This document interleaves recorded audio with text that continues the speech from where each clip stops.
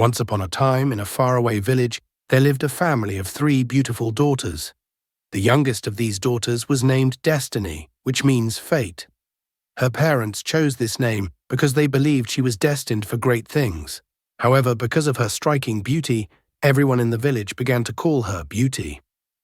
As Destiny grew, her beauty shone brighter, and the nickname stuck. It became so common that even her family began to call her Beauty. Eventually, everyone forgot that her real name was Destiny. When Beauty introduced herself, she used the name everyone knew her by. "You are truly beautiful, like a red gem," the villagers would say, admiring her. And so Beauty became her identity, known and admired by everyone in the village.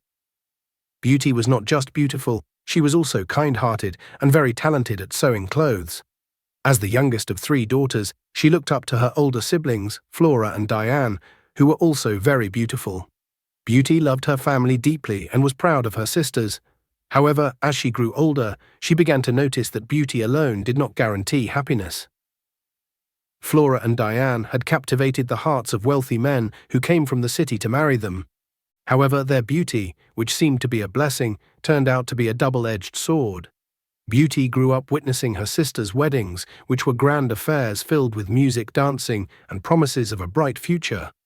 The men who married Flora and Diane had promised their parents that they would support the girls in furthering their education, but once they were married, these promises were broken. Flora's husband, despite his wealth, was unfaithful and often left her feeling lonely and abandoned.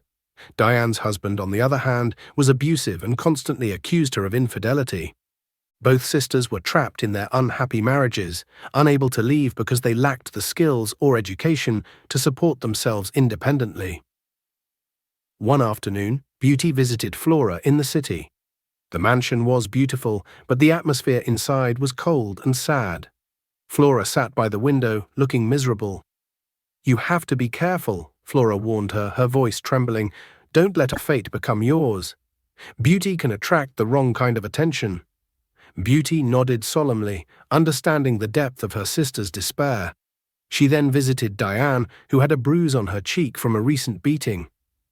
"Why don't you leave him?" Beauty asked, tears welling in her eyes. "I have nowhere to go, and I don't want to burden our parents. Besides, they rely on the money he sends them," Diane replied, her voice barely a whisper. Beauty returned home from visiting her sisters in the city, her arms full of goodies she had brought back. Gifts of clothes, food, and other items her sisters had given her. Her mother greeted her warmly as she entered their small, modest house in the village. "Beauty, you are back?" she exclaimed, her eyes lighting up. "What did you bring?" Beauty handed her mother the bags. "Here, Mama, these are from Flora and Diane. They wanted to make sure you have everything you need." Beauty's mother began to unpack the bags, smiling at the content, but Beauty's heart was heavy. She couldn't hold back her feelings any longer. "Mama, I need to talk to you," Beauty said, her voice serious. Her mother looked up, sensing the urgency in her daughter's tone. "What is it, my child?" Beauty took a deep breath. "Mama, Flora and Diane are suffering.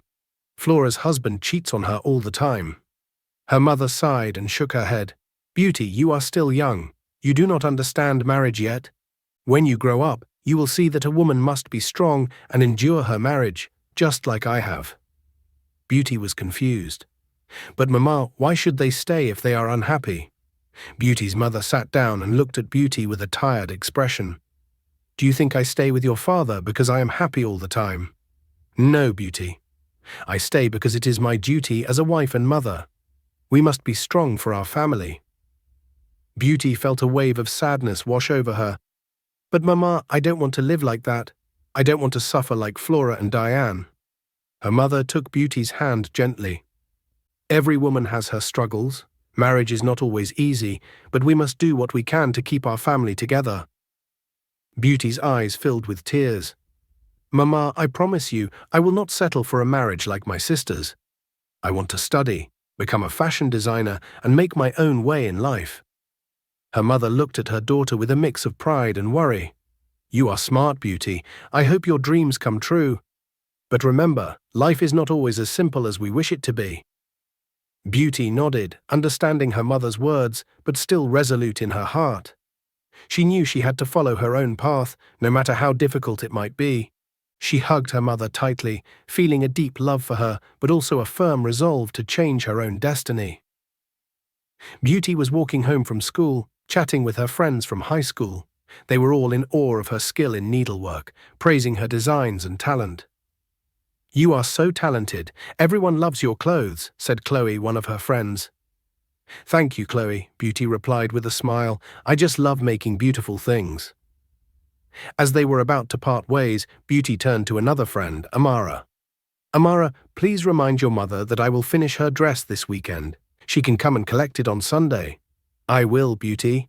"Thank you so much," Amara responded cheerfully. They all waved goodbye, and Beauty continued her journey home.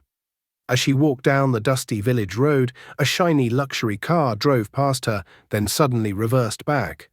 The window rolled down, and a well-dressed man called out to her. "Hello there, beautiful. What's your name?" the man asked, smiling. Beauty stopped and looked at him, feeling uncomfortable. "My name is Beauty. What do you want?" The man grinned. "You are very beautiful, Beauty. I like you. I want to get to know you better." Beauty frowned and shook her head. "Thank you, but I'm not interested." The man seemed surprised by her response, but didn't give up. He asked where she lived and drove to her house. When he arrived, he spoke to Beauty's parents, telling them the same story her sister's husbands had told. "I want to marry your daughter," the man said confidently. "I will take her to the city and help her further her studies. She will have a good life with me." Beauty's parents were excited and tried to convince her. "This is a good opportunity for you. He's a wealthy man, and he will take care of you." But Beauty was firm. "No, Mama. Papa, I do not want to marry him. I want to continue my studies and become a fashion designer." Despite her parents' attempts to persuade her, Beauty refused the man's proposal. Over time, many other suitors came, each promising her heaven and earth, but Beauty turned them all down. At the end of the year, the results from her school exams were announced. Beauty was nervous but hopeful as she went to check her results. When she saw her scores, she was overjoyed. She had passed with flying colors, and her dream of going to college to study fashion designing was within reach. She ran home to share the good news with her parents. "Mama, Papa, I did it. I passed my exams with high marks. I can go to college now." Her parents were proud and happy for her. "We are so proud of you, Beauty. You have worked so hard, and now you will achieve your dreams." Beauty journeyed to the city to study fashion design with the money she had saved from sewing clothes for her villagers. Her sister Diane also helped her pay for college for the whole year. When Beauty arrived in the city, she stayed with Diane since Diane's house was closer to the college. On Beauty's first day at college, she attracted a lot of attention. Her beauty and the stylish clothes she had designed for herself made her stand out. Everyone, including the lecturers, noticed her. A group of ladies often came up to her to compliment her outfits. "Wow, your dress is amazing. Did you make it yourself?" one of the girls asked. "Yes, I did," Beauty replied with a smile. "She is so talented and beautiful," another girl said, and everyone nodded in agreement. When Beauty walked through the college, people stared at her, admiring her beauty and talent. That first week was very exciting for her. Many girls wanted to be her friend, and they would wave at her from a distance or call out, "How are you, Beauty?" They would even ignore whoever she was walking with, just to get her attention. Beauty received a lot of attention from the guys too. Even guys from other faculties would hang around Beauty's faculty just to talk to her or ask if they could buy her lunch. "Hi, would you like to have lunch with me today?" one of the boys asked. "Thank you, but I already have plans," Beauty would reply politely.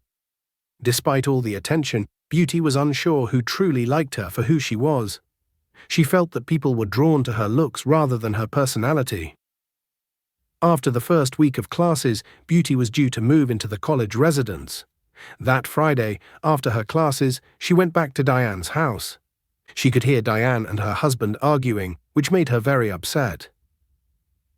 On that night, Beauty took her niece's old ribbon doll and started sewing a mask to cover her face. The doll was small, so she had to put many pieces together, resulting in a lot of stitches. Beauty didn't care about the appearance of the mask, she just needed something to cover her face. She used the silicone texture of the doll, which felt like real skin, but looked hideous. On Sunday night, Diane drove Beauty to the residence where she would stay.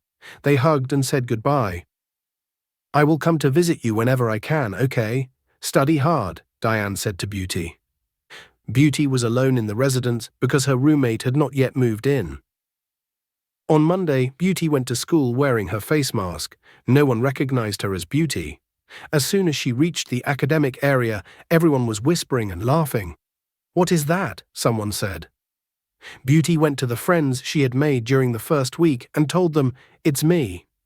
They laughed scornfully. "Do you think you can ever look as beautiful as Beauty?" they mocked. "Don't look our way."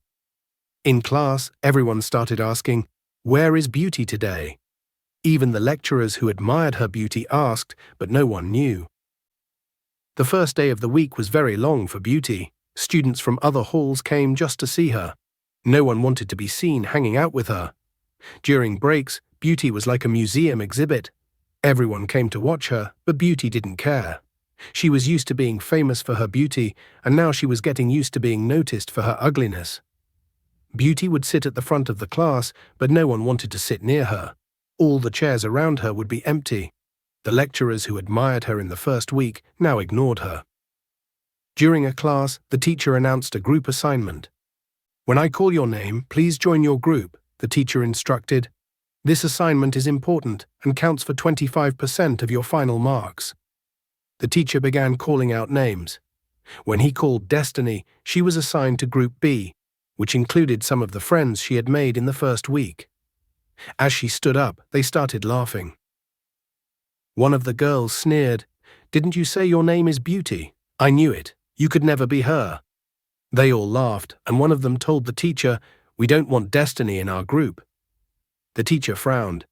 "You cannot choose who is in your group. Only I can decide that." Suddenly, another group raised their hand. "We don't want TPO in our group either," one of them shouted, referring to a lady with pimples who was always quiet and looked down. The class erupted in laughter. The teacher struggled to calm everyone down. Beauty stood up and said firmly, "Don't worry about me, sir. I will do the assignment with her." The room fell silent. Some students muttered, "You deserve each other." Beauty replied confidently, "Of course we do." The lady they called TPO, whose real name was Olive, looked very sad and ran out of the class. Beauty ran after her, calling out, "Please wait." There was a very handsome guy in the corridor calling out to Olive, looking in Olive's direction. As Beauty ran down the corridor, she accidentally bumped into this handsome guy. His books fell to the floor. Beauty quickly glanced up and saw Olive running to the bathrooms, but she stopped to help the guy pick up his books. "I'm so sorry, Beauty said repeatedly. The guy smiled and said, "It's okay, really." After they picked up the books, Beauty rushed to find Olive. The guy gently grabbed her hand and asked, "Please, what's your name?" "My name isn't," she replied quickly, then ran after Olive. Other students who saw the handsome guy talking to Beauty started laughing. Some said, "She means her name is the opposite of Beauty." The girls were gossiping. "What is a handsome guy like that doing talking to that hideous girl?" Beauty ignored the comments and focused on finding Olive. She finally caught up with her in the bathroom. "Olive, please don't be sad," Beauty said gently. "We will do this assignment together and show them what we can do." Olive wiped her tears and managed a small smile. "Thank you, Beauty. You're the only one who has been kind to me." Olive moved to sit at the front next to Beauty, and they started talking and laughing. During lunch, Beauty was usually alone, but one afternoon as she sat down to eat, she heard voices. "Can we join you?" asked Olive. To Beauty's surprise, Olive was not alone. The handsome guy she had bumped into was with her. Beauty nodded, and they all sat down together. "Thank you for standing up for my sister," the guy said. "My name is Leo." Beauty was taken aback. "Your sister?"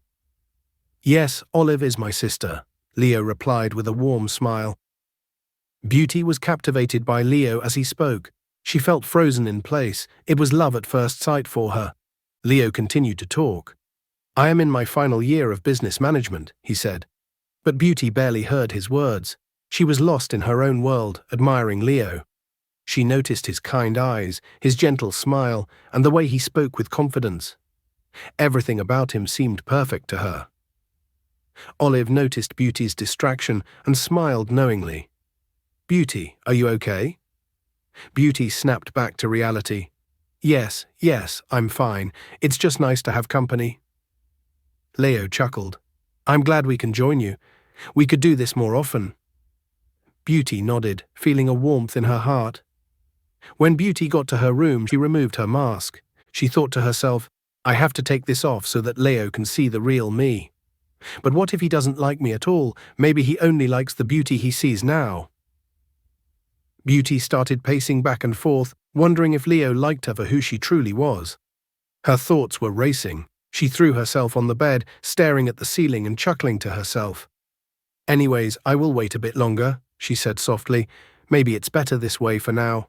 She smiled, feeling a mix of nervousness and excitement, not sure what the future held, but hopeful for what might come. The next morning, Beauty was very excited. She wore the best outfit she had sewn herself. Olive noticed and smiled. "Why are you all dressed up, Beauty?" Olive asked teasingly. Beauty just grinned.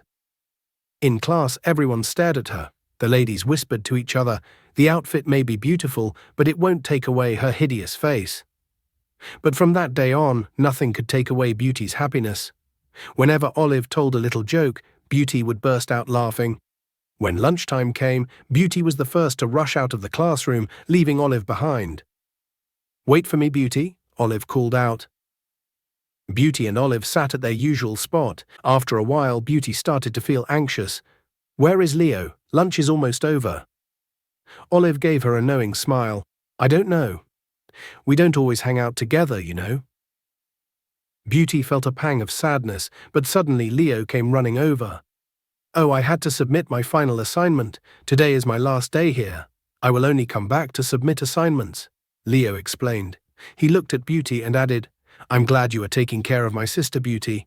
You have been very kind to her." Beauty nodded, trying to hide her disappointment. Leo noticed and teased, "Are you sad that you won't be seeing me anymore, Beauty?" They both smiled, and Beauty quickly said, "No, I've been hanging out by myself all this while." Olive laughed, and they all went back to class. Beauty and Olive became the best of friends. Surprisingly, every now and then, Leo would come to college and hang out with Beauty, giving the excuse of submitting his schoolwork. Beauty started thinking they would remain just friends, because Leo never spoke of love or asked her out. She began doubting herself, thinking that wearing the ugly mask might have been a bad idea. Despite her doubts, Beauty focused on her studies and her friendship with Olive. All the work that Beauty and Olive did together was excellent, and they passed with flying colors.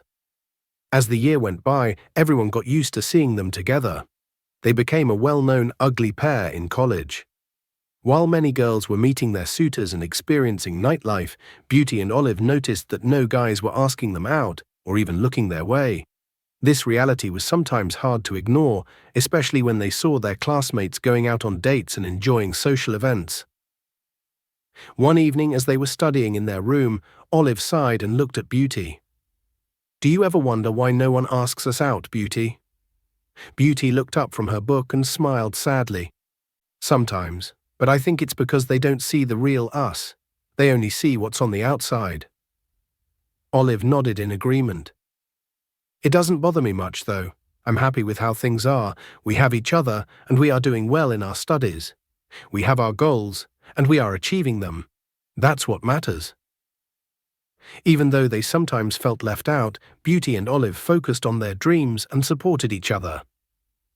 As the college term neared its end and holidays approached, Olive invited Beauty to visit her home. "My sister is getting married, and I would love for you to be there with me during the wedding week," Olive said warmly, "and Leo would love that too." Beauty was delighted by the invitation. As the last day of the term arrived, students were leaving with their luggage, some being picked up by their parents. Olive and Beauty also waited for Olive's transport outside their residence. A big limousine pulled up in front of them, catching everyone's attention. The driver stepped out, dressed smartly in a uniform, and began loading Olive's and Beauty's luggage into the limo. "Wow, a limo!" one of their classmates exclaimed, staring in amazement. Even Beauty was surprised. As they got into the limo, their classmates continued to stare. The interior of the car was plush and comfortable, and Beauty couldn't help but feel a bit overwhelmed. The limousine drove off, leaving their classmates talking excitedly about what they had just seen. Beauty felt a mix of excitement and curiosity about the days ahead, grateful for Olive's friendship and the new experiences awaiting her. Through the limo window, Beauty looked at the mansion on the hill they were approaching. Though Beauty's sisters were married to wealthy men, this was different. This was old money, something she had never seen before. Beauty exclaimed, "My friend, who are you really?" Olive just smiled. The limo stopped and the door was opened for them to exit. There were many maids lined up from the car to the front door of the house. As they stepped out of the car, everyone nodded and said, "Welcome, Princess," while throwing flowers on the ground for Princess Olive to walk on. Beauty's jaw dropped and she was left speechless. The house was buzzing with preparations for the upcoming wedding. The king and queen welcomed Princess Olive and Beauty warmly. Beauty was shown to a grand bedroom that made her feel like she couldn't believe her eyes. As Beauty was making herself at home, she heard a knock on her door. Leo entered and they both smiled, thrilled to see each other. They hugged and realized it was their first hug, creating a bit of tension as they let go. "I am so happy to see you, Beauty. How are you? Have you passed?" Leo asked eagerly. Beauty laughed. "Slow down. Is it Leo or Prince Leo? I will know when the results come out." Leo grinned. "Okay, but I know you have passed." They hung out and soon Olive joined them. They had so much fun together. The wedding was extravagant. Olive's elder sister married a prince from another kingdom. After the wedding reception, all the maidens gathered to catch the bouquet. Beauty caught it, but she wasn't happy because she had no lover. She sighed, looking at the bouquet, feeling a mix of hope and sadness. "Don't worry, Beauty," Olive said, putting a hand on her shoulder. "Your time will come." Leo, standing nearby, smiled at Beauty admiringly. "Yes, it will. You deserve all the happiness in the world." Beauty looked at them both and felt grateful for their friendship. Feeling exhausted after the wedding, Beauty went into the palace's garden, still holding the bouquet. She sighed and yawned. Leo came to the garden and they sat near the pond, looking at the stars. Leo reached for Beauty's hand, opened it and held it gently. Clearing his throat, Leo said, "Beauty, you are so warm and kind. I feel very happy when you are by my side." Beauty couldn't believe her ears. These were the words she had longed to hear from Leo. She felt her voice catch in her throat, unable to speak. Leo continued, "Beauty, please look at me." Beauty turned, blushing, barely lifting her face to meet Leo's eyes. Leo took a deep breath and said, "I have never felt this way about anyone else. I love you so much, Beauty. When you are not with me, I feel like I can't breathe. But when you are near, everything makes sense. I have loved you since the day you bumped into me." Tears welled up in Beauty's eyes. "Really? I have waited to hear this all year long. I love you too, Leo. I love you very much." They hugged, both of them over the moon, but Beauty pulled back slightly and said, "I have to tell you something." Leo, excited, held her hand and said, "Come, I have to tell my mother about you. I have already told my father." They ran back into the palace after saying goodbye to the older princess, who was leaving for her honeymoon. Everyone gathered inside. Leo announced, "I want to marry Beauty." The king and Olive were happy for him, but the queen stood there, mouth open in shock. Beauty took a deep breath and began to speak. "I have to say something. I haven't been quite honest with you all," she said. Beauty then shared her sister's stories and explained why she had hidden her true appearance. She removed her mask, revealing her true beauty. Everyone was shocked and overwhelmed by how beautiful Beauty was. The queen's voice returned quickly. "Oh, my daughter, come, let me give you a hug. You are indeed our future queen, so flawless." Leo was also stunned by Beauty's beauty. The queen herself accompanied Beauty back to her village to talk to Beauty's parents about the marriage proposal. Beauty and Leo were engaged before the college reopened. When the college reopened at the beginning of the year, a function was held to award the best students. Beauty was the top student in the fashion design class. As she was called up to the stage to receive her award, she wore her mask. Beauty accepted her award, but as she stood to give her speech, she removed her mask. Everyone was shocked and in awe. Leo shouted from the crowd, "That's my wife." That day, no one wanted to go to their classes. The school buzzed with the news of Olive's wealth, the limos, and the beautiful Beauty and her prince. From that day on, everyone wanted to be friends with Beauty and Olive, but they were already inseparable and didn't let anyone else in. Beauty's wedding to the prince was held at the end of the year, after she graduated with her 2-year diploma and opened a very successful company where they designed everything from socks to wedding gowns. The Queen and King called Flora and Diane's husbands and warned them sternly about their abuse. The husbands promised never to mistreat the two sisters again. Beauty and Leo lived happily ever after. The end.